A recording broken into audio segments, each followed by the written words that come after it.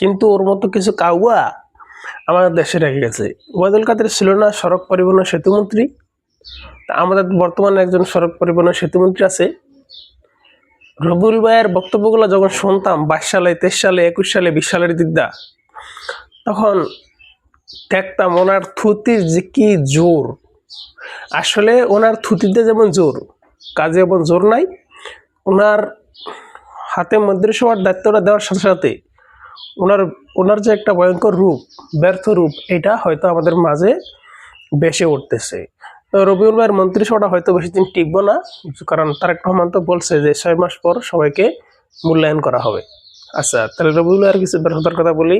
ওবায়দুল কাদের একটা লম্বা লম্বা বক্তব্য দিত, জ্বালা অন্তর জ্বালা।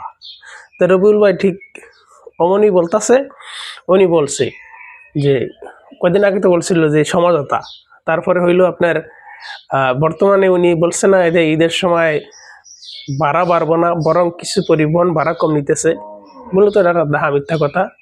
উনি ঈদের সময় সড়ক পরিবহন যে মানুষের যে ঈদযাত্রা, এই ঈদযাত্রাটাকে উনি সুন্দর করতে পারে নাই।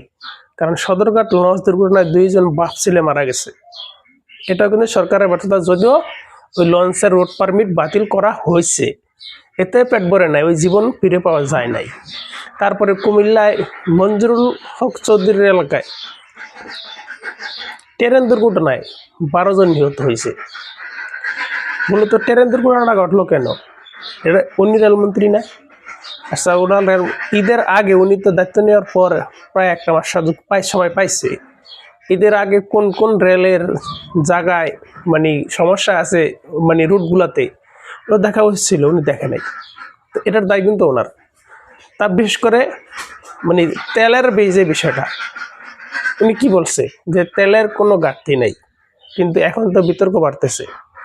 যাই হোক, ওনার কথা বাদ দিলাম।